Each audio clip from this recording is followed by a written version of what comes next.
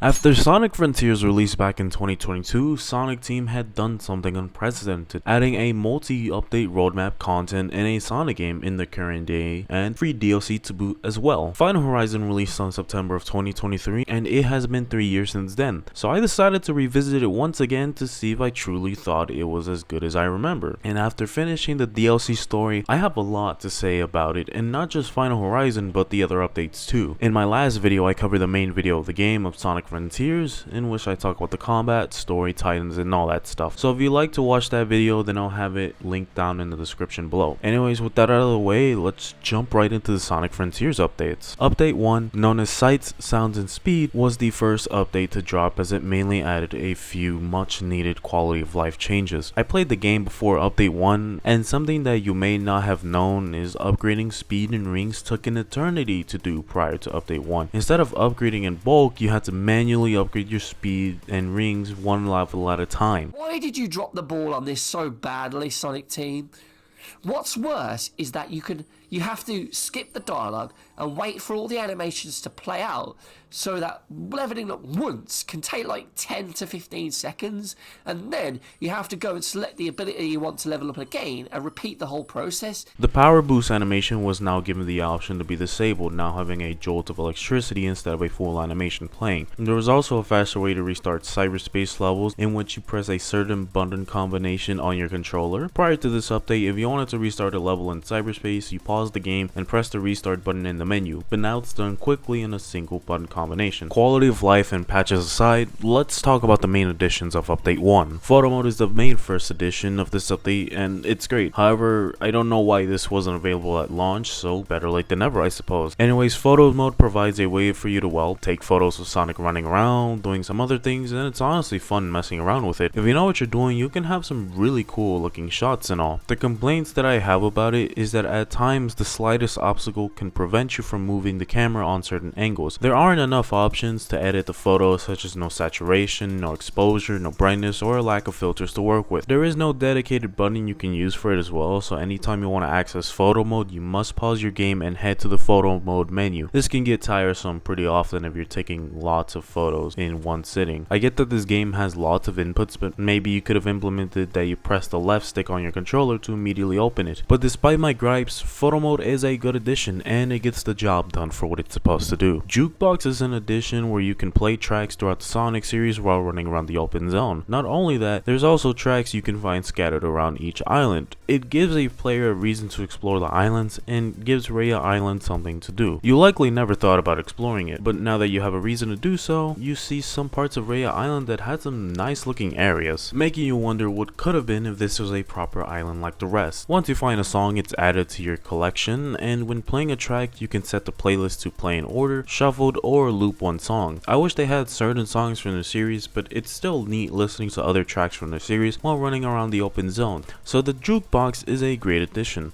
Extreme difficulty was added as a way to make the game a lot more difficult, since, let's be for real, this game is really easy. Extreme mode does have some interesting changes though, notably in your stats being locked to level 1, so you can't upgrade your stats at all, making for some boss fights in the later islands have higher stakes while also taking no damage. Boss fights seem to have more aggression compared to the other difficulties. You cannot lower the difficulty from extreme to hard and must clear the game all the way through extreme. Cyberstage levels having stricter S rank requirements is a change that I appreciate, since the other difficulties are a bit too generous for my liking with the S rank requirements. You can homing dash through the levels of course, but playing these stages normally, it can be difficult to S rank some of these levels thanks to the new strict timing. It gives the player an extra challenge for beating the stage as fast as possible while feeling more satisfying than normal. Something I didn't even know despite playing through extreme mode was Big the Cat having his prices inflated tenfold. I rarely visited Big the Cat's fishing spot. Most importantly is the change: if you get hit once, you die. Anything will kill you, and I mean anything. And the one hit equals death gimmick isn't just limited to combat, but it also affects you in the open zone when platforming. So Raya Island is hellish to get through now, since you can get hit pretty often from trying to speed through those towers. Titan fights also kill you in one hit, which makes sense. This difficulty is meant to take things from 0 to 100 really fast. However, due to how unbalanced and janky this game is, you can easily bypass a lot of these things. For one, in combat, you take damage when you hit the ground and not when you get hit immediately. immediately. So you can cancel it thanks to either dodging or parrying, which is still broken by the way, so you can hold LB and RB through the entire game, even on extreme. This mode is overall unbalanced, which again, it's part of the name and mode, so it makes sense, but it's still not too difficult thanks to how unbalanced parrying is as a mechanic in this game. Of course, I appreciate Sonic Team adding this as a little extra mode for update 1, and it's a neat mode to mess around in. 2 additional modes were added, which are the Cyberspace Challenge and the Battle Rush modes. First off, not to mix arcade mode with Cyber Rush, since they are somewhat the same thing, but Cyber Rush is playing through all the cyberspace levels in one go, or playing through an island's worth of levels as well. It's a nice way of playing through the stages without loading up the main game, and it has an in-game timer, which is, well, nice. So this is a good alternative for speedrunners to play through instead of arcade mode. Battle Rush mode is pretty much a gauntlet of fights, and at the end of each gauntlet is a titan. Something to take note of is that you retain your upgrades on attack, defense, and rings and speed from whichever save file you choose. Now I chose my recent save file since everything is at level 1, so I don't melt enemy health bars. The reason why I handicap myself to level 1 is simply due to making the titan fights last longer. No, seriously, you can shred titans in mere seconds with maxed out stats. Anyways, you fight a few rounds of enemies, then you finally get to the titan and fight it like normal. If you are ever low on rings, you can simply side loop for some more to prepare yourself for the titan boss fight. It is strange that they didn't have a way for you to go straight to the titan fights, so if you want to fight a titan again, you have to do all the rounds again before fighting the titan once more. You can select to do a battle rush for each island or do all islands in one sitting. This is of course a great addition because before this update, you'd have to restart the game each time you wanted to fight a certain time. So again, it's a great addition, and overall update 1 is a pretty good update for what it is. To be honest, these things should have been available at launch right away, but again, better late than never I suppose. Update 2, known as Sonic's Birthday Bash, added some new challenges and more quality of life features. The first notable addition is the birthday decorations that are all over Sonic's island. This makes rails have a rainbow, balloons have heads of the characters, platformings become pink and have certain colors, Sonic having a birthday skin that has him wearing shades and a party hat. More quality of life changes were made, such as turning off the cinematic camera when Sonic is making his attacks, and this is such a change I needed because I actually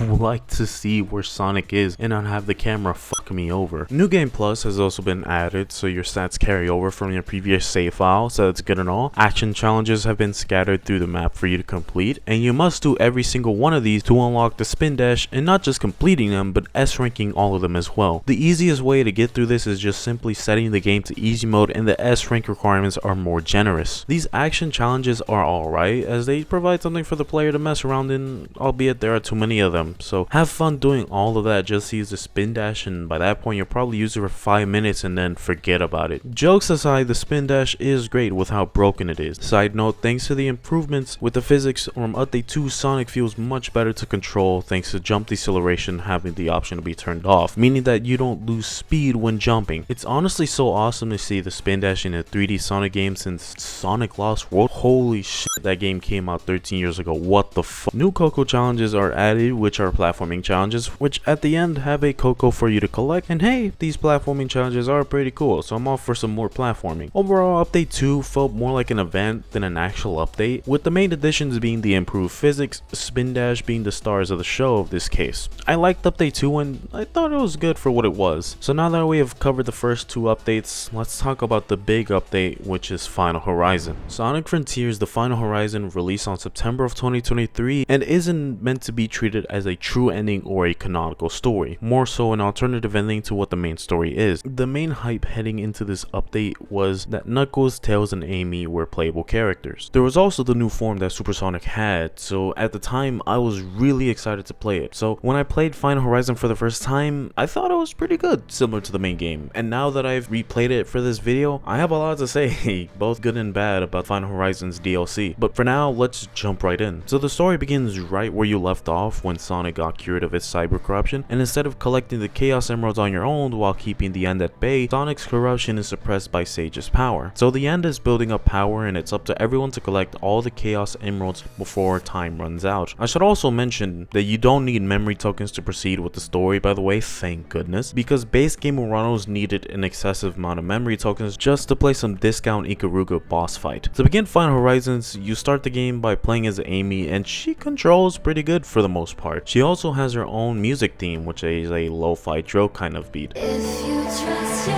colors.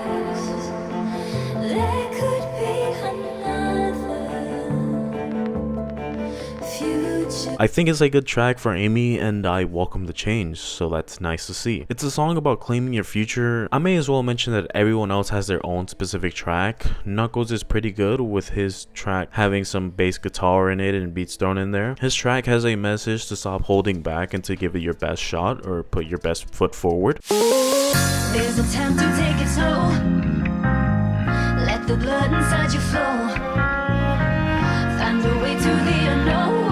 It's a good reflection of the story as well, since time is running out and there's no time to take it slow, like the song says. Tails, on the other hand, is about overcoming your fear and having courage. Tails has always relied on Sonic for help, and in the DLC story, Tails really wants to prove to Sonic that he is capable of being an independent character. If you really want it, go and take your chances.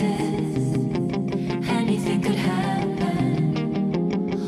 In the base game, Tails is always talking about how he wants to walk his own path as well. So it's really nice to see that Tails gets his own opportunity, step up to the plate in this DLC story. Maybe that would hint at a Tails solo game, not likely to happen, but that would be great to see in the distant future. Sonic's theme is really fucking good. The track is called Second Wind, and it's a fitting name because of Sonic going through hell and back with the corruption infecting him. He's given a second chance and feels determined to defeat the end. It's an upbeat track that fits Sonic so well.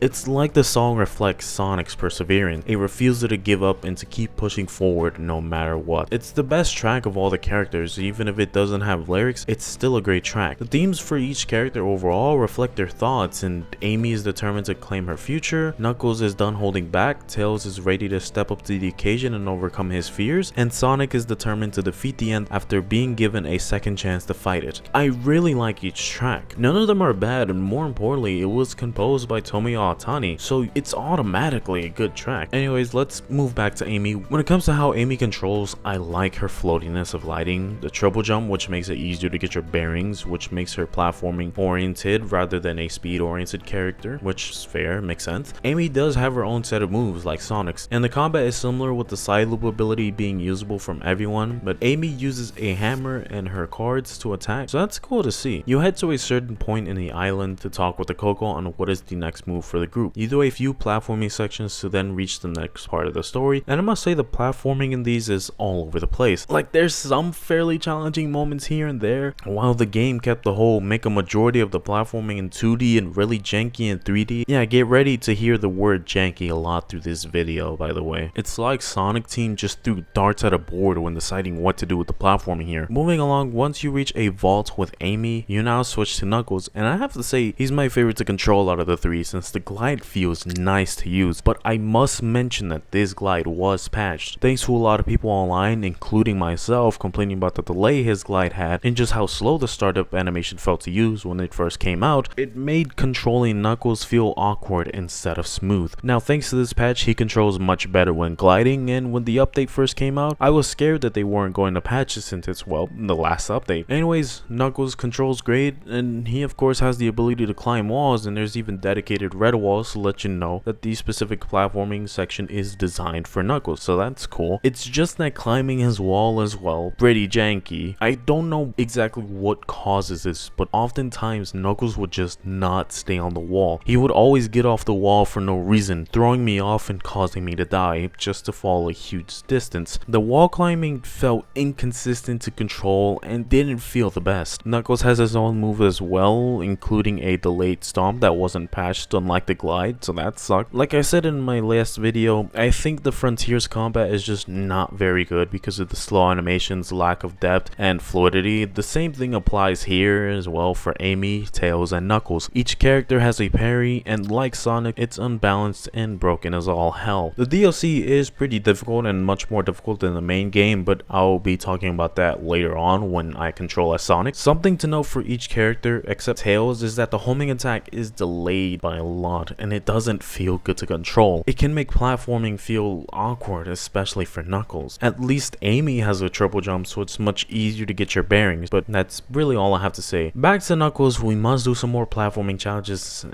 Shit, the pop-in is back. But even worse this time, because Sonic Team decided to fully embrace placing random blocks in the sky like it's an obby out of Roblox, which on paper that's fine, you need some platforming. But in practice, you don't even know where the hell to go with the pop-in. It doesn't matter whether you're playing on Switch or the highest PC settings. You can't really do anything about the pop-in. At least in the main game, it was somewhat tolerable, but Final Horizons just proves how bad the pop-in can get. Anyways, let's just get back to it. After going through some platforming segments, we can switch over to Tails. We get to play as Tails, and he controls like shit. And the main reason is the long startup for an animation that they use to get Tails to fly, but more importantly, the lack of a homing attack for Tails. It's just really awkward to control Tails, especially in platforming sections, because of the lack of a homing attack, which is something every other playable character has. In Tails, not having the homing attack is jarring, to be honest here. Tails is of course the more gadget oriented, which makes sense. Hell, you can fly the tornado around the Ornos using the boost gauge, which is pretty neat. But aside the tornado, Tails just doesn't feel good to control, and it's hard to describe exactly how bad Tails controls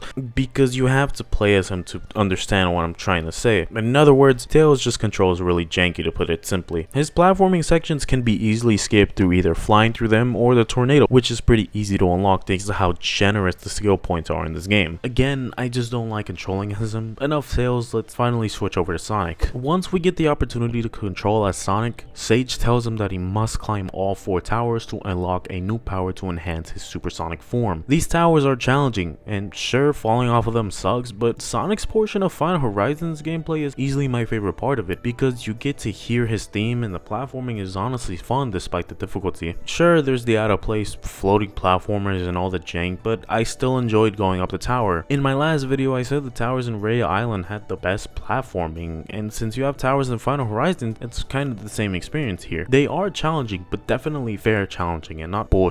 Anyways, once you do finish ascending the tower, you must do a trial, and each trial there is a set of rules, usually a time limit, Sonic stats being handicapped, and certain skills being disabled. The first one isn't so bad, all you do is take down this group of enemies, and it's nothing too crazy, but it's somewhat of a challenge thanks to Sonic stats being limited here. As you complete this trial, you're basically repeating the process with another tower and a couple more, but the platforming is at least different, so they did mix it up, so that's nice to see. You now have exploding crates to watch out for, and blocks to use to jump from one to the next. Don't be like me where I try to spin dash up in the air, which resulted me in falling me to the bottom multiple times. Fortunately, thanks to being able to stay in the air from parrying, you can mitigate the fall as much as possible to prevent yourself from going all the way down to the bottom. We reach the top and begin the next trial.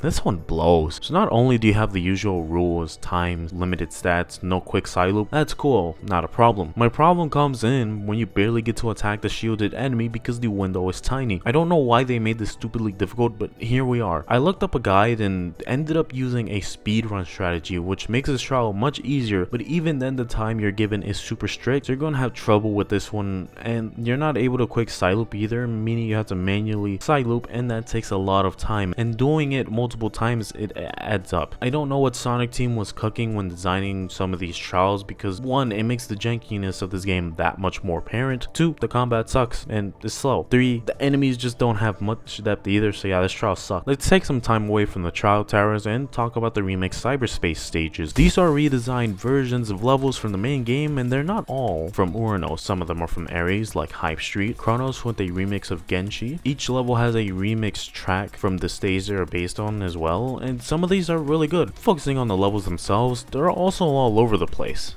They also have the putting platforms all over the level from the open zone and throw it at the cyberspace as well. The key difference is that Sonic doesn't control as well as he does in cyberspace as he controls in the open zone, so it throws you off. I wasn't really the biggest fan of these levels as they added a bunch of random bullshit. Like the main game, there are missions you must complete, one for clearing the level, one for defeating the shadow in a race, one for collecting bingo numbers, and one for collecting moon medals. It's strange that you don't have a reward for players at S rank, but sure, I guess. These cyberspace levels are ones that I don't really come back to, especially because of how all over the place they are. It's definitely not the best level design, and it wasn't really fun to go through. At least the soundtrack is good, so there's that at least. You are required to at least go through some of these stages so you unlock Coco to then be able to proceed to the next tower and begin the ascent. Climbing this next tower, they mixed it up, and again, that's nice to see. But once we finish ascending the tower, we begin the next trial, which is called the Tiger's Trial, and this trial is pretty easy. All you have to do is press LB and RB, you basically win for free. However, you're fighting these wolves, which I fucking hate, and what makes me hate them is that they surround you and all you can do is parry. Anytime you are near these, it interrupts your gameplay, so you must fight them. And in the instance that you're fighting them in this trial, Sonic stats are limited, so you're weakened, and that takes a lot of time to knock out one wolf. But the window between punishing the wolves and surrounding you is so damn tiny. Like, you get 5 seconds to do damage before you have to sit through the wolves surrounding you again.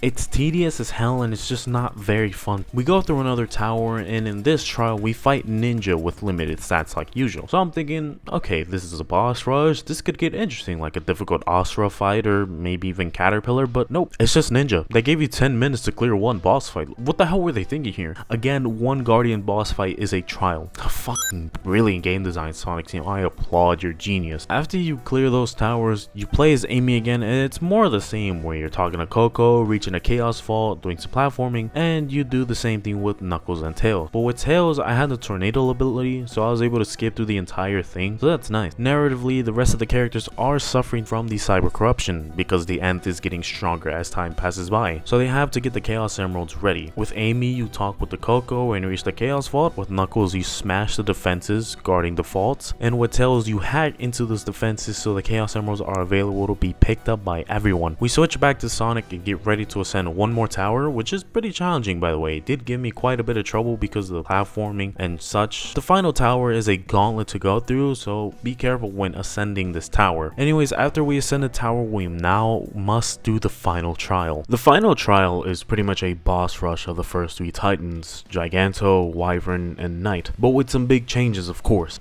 Obviously, Sonic stats are limited, you have a time limit, but instead of an actual timer, it's rings. In easy and normal mode, it's 600 rings, whereas in hard mode, it's 400 rings. The most important change is the perfect parry, which is something that has been implemented at the very end of the game, making the parry from not having a window at all to about having half of a second of a window. But back then, it was worse, with the window being about 1/5 of a second. When fighting titans themselves, they don't exactly have attacks that are properly telegraphed, so you don't even know when the hell you're supposed to parry it, since you're used to holding it without thinking much about it. With how janky these fights are, it really goes to show just how unbalanced these fights are. The camera also follows Sonic in a fixed angle, so you don't really know where you could be at times, and this is especially noticeable with the later 2 Titan fights. Even then, it's Giganto, so it's still pretty easy to fight him with the perfect parry. Where the bullshit really comes in is with Wyvern. So something that I'll bring up that makes this trial a little more challenging is the lack of checkpoints. When you're dealing with Wyvern, you don't immediately spawn in as Super Sonic. You must climb the tower, then wait for Wyvern, do the running section, which is a few minutes long, and only then you can start fighting Wyvern. With a Wyvern, you must chase him down, and the easiest way to get to Wyvern is by parrying its missiles. This is tricky since it's really difficult to tell what missile will attack you, and by the time you do realize it, you will already be hit, therefore wasting more time. Even when you're up in Wyvern's face, you must parry 2 attacks, in which the timing is really difficult because again, there's no proper telegraph, making this fight hellish. This fight easily gave me the most trouble since I just could not tell what the hell was happening on screen. If you do end up dying, or in this case running out of rings, you're cooked because instead of having a checkpoint, you must do everything all over again. Climbing Giganto, fighting Giganto, climbing the tower, doing the running section that's a few minutes long. The Wyvern run back is slow as hell to deal with, but if you've managed to reach Knight, then good luck because the camera can be your worst enemy at times. The way Knight attacks here is different since he's using a weapon. The telegraphing isn't as bad as Wyvern's, but it still sucks here. You fight the titans like normal, and if you're truly having a hard time, then you can switch to easy, which maintains the broken parry and is in time. Or if you want to keep the perfect parry but just have more time, then switch to normal, which gives you 600 rings instead of 400. Overall, this Master Trial challenge just shows how janky and messy this game can get, and that's honestly Final Horizons as a whole. Sure, the difficulty is now amplified by a lot, but so is the jank and floss that the main game had. After that final trial, we have unlocked all the Chaos Emeralds and can proceed on to the final boss. You fight Supreme again at first, which I'll skip over since I already covered it in my video on the main game, so I'll go straight to the next phase. After defeating Supreme, instead of Sage taking control of the Titan, the End takes control of it, and it ends up growing all these arms, making it look look like a mutated version of itself. I like the design here, and it works. I wish the fight happened in the ocean, where the trailer implied it would have happened, and you'll see why in a bit. So let's just move on. We start the fight while the end throws some projectiles at us, but we can't parry them, so we're forced to take damage in a scripted event before Sonic transforms into his newfound power into a more powerful version of Super Sonic. I don't really know what to call this form. I can't call it Hypersonic or Ultrasonic, so I suppose I'll just call it Cyber Supersonic or something like that. Anyways, we are transformed and powered up, beginning the final boss between Cyber Supersonic and the end.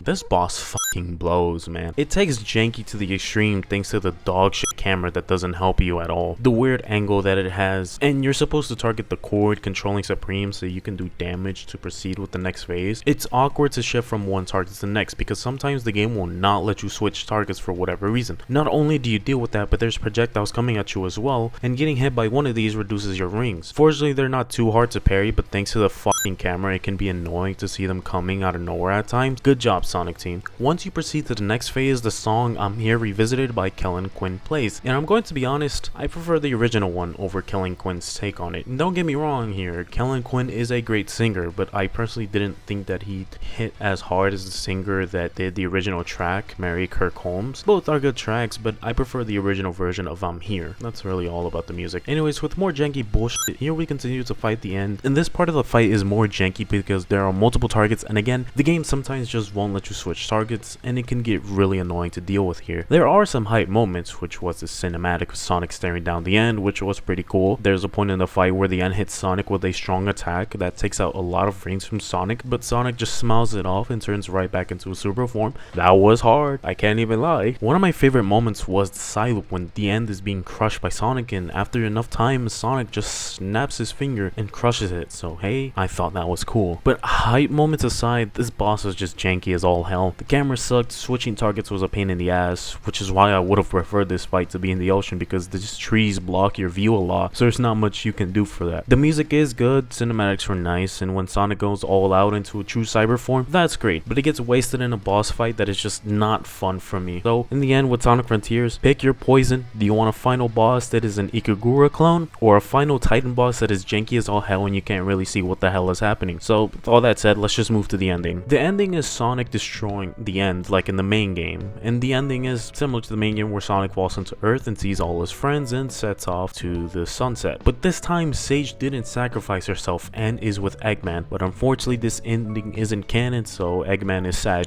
That's all I really had to say about the Sonic Frontiers DLC, and that was a look back at it. I have to say, Final Horizons is all over the place. I don't know if it's mediocre, I don't know if it's okay, I just don't really know how to feel about it. And overall, Final Horizons felt half-assed, even more than the main game. It can be summed up to Frontiers' jankiness amplified by a lot. I don't hate Frontiers as a whole, hell, I think it's a decent game with some fun to be had, but I enjoyed the main game more than I did with Final Horizons. If you've made it this far into the video, thank you so much for watching and supporting my videos. If you're interested in future videos, hey, why not subscribe to the channel for more videos just like this one. That's all I have to say for this video, and until then, enjoy yourselves and have a good one.